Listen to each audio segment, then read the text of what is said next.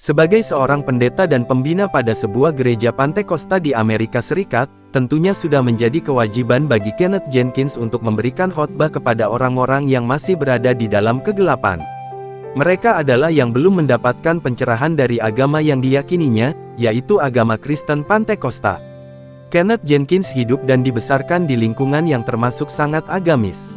Status ibundanya yang sebagai orang tua tunggal dan harus menafkahi keluarga, membuat Jenkins lebih banyak berada dalam pengasuhan neneknya yang merupakan pemeluk Kristen Pantekosta yang taat. Hal tersebut lantas membuat Jenkins kecil sudah terbiasa dengan kehidupan gereja. Komunitas gereja Pantekosta sudah menjadi bagian integral dari kehidupan saya sejak usia dini. Pada usia 6 tahun, saya sudah mengetahui ajaran-ajaran dalam kitab Injil yang diyakini oleh para pemeluk Kristen Pantekosta. Bila dibandingkan dengan adik laki-laki dan kakak perempuannya, Jenkins termasuk bocah yang sangat patuh. Semua ajaran yang disampaikan oleh neneknya selalu dia laksanakan. Setiap hari Minggu tiba, seluruh anggota keluarga Jenkins selalu pergi ke gereja.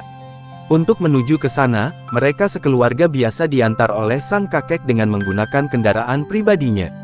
Tetapi sejak kakek terserang stroke, kami sekeluarga jarang menghadiri kegiatan peribadatan di gereja.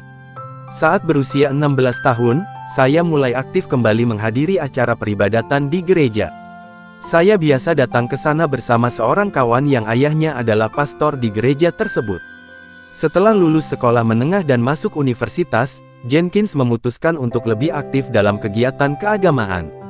Dia selalu datang ke gereja untuk mempelajari kitab Injil setiap hari, juga menghadiri kuliah yang diberikan oleh para pemuka agama Kristen. Hal tersebut jadi membuat dirinya sangat bersinar di kalangan para jemaat.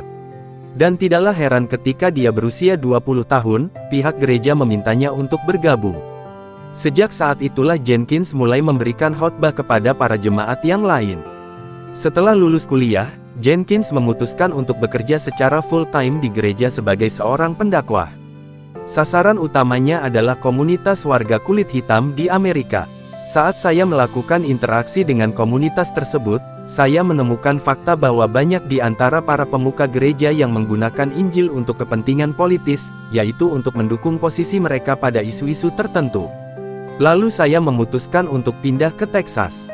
Di kota itu saya sempat bergabung dengan dua gereja Pantekosta yang berbeda.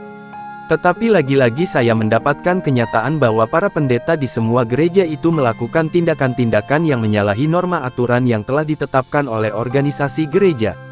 Jenkins menemukan bukti bahwa sejumlah pimpinan gereja melakukan perbuatan zina tanpa tersentuh oleh hukum, dan di antara mereka ada yang menjadi homoseksual. Sementara itu para penginjil banyak yang kedapatan mengonsumsi narkotika. Dari berbagai kejadian tersebut, Jenkins mulai berpikir untuk mencari sebuah perubahan. Perubahan itu kemudian datang ketika dia mendapatkan sebuah tawaran pekerjaan di Arab Saudi. Di sana, dirinya menemukan perbedaan yang mencolok dalam gaya hidup orang-orang Muslim. Kemudian timbullah keinginan dalam dirinya untuk mempelajari agama Islam. Saya kagum dengan kehidupan Nabi Muhammad dan ingin tahu lebih banyak lagi. Kemudian saya meminjam buku-buku tentang Islam melalui seorang kawan yang sangat dekat dengan komunitas Muslim. Di antara buku-buku itu ada buku terjemahan Al-Quran. Saya menyelesaikan membacanya dalam waktu 4 bulan. Berbagai pertanyaan seputar Islam yang Jenkins sampaikan kepada kawan-kawan Muslimnya, selalu mendapatkan jawaban yang sangat memuaskan. Dan kalau mereka tidak bisa memberikan jawaban yang pas, maka mereka akan menanyakan hal tersebut kepada orang yang lebih paham. Rasa persaudaraan dan sikap rendah hati yang ditunjukkan oleh kawan-kawan itu, membuat Jenkins tertarik untuk mempelajari Islam lebih dalam lagi. Saya pun kagum kepada kaum muslimah yang saya jumpai selama menetap di Arab. Saya kagum melihat mereka menutupi tubuhnya, dari kepala hingga bagian kaki. Jenkins pun kagum karena agama Islam tidak mengenal adanya perbedaan status sosial. Walaupun demikian, saat itu dalam dirinya masih terdapat keraguan-raguan antara Islam dengan keyakinan agama Kristen. Tetapi semua keraguan itu terjawab ketika salah seorang kawan muslimnya memberikan Jenkins sebuah kaset video yang berisi perdebatan antara Syekh Ahmed Didat dan pendeta Jimmy Swaggart. Setelah menonton perdebatan sengit tersebut, lantas Jenkins memutuskan untuk memeluk agama Islam. Kemudian kawannya mengajak Jenkins untuk menemui ulama Syekh Abdullah bin Abdul Aziz bin Baz. Di hadapan sang ulama, Jenkins pun secara resmi mengucapkan kalimat syahadat. Beliau memberikan sejumlah nasihat bagaimana mempersiapkan diri menghadapi berbagai tantangan ke depan yang mungkin akan saya hadapi. Mengetahui Jenkins masuk Islam, lantas membuat rekan-rekannya sesama pendeta dan aktivis gereja jadi marah. Setibanya di Amerika Serikat, dia mendapatkan berbagai hujatan dan kritikan yang bertubi-tubi. Dirinya pun dikucilkan dari lingkungannya, tetapi semuanya itu tidak membuatnya gentar dan berpaling dari Islam. Islam membuat saya seperti terlahir kembali dari kegelapan menjadi terang.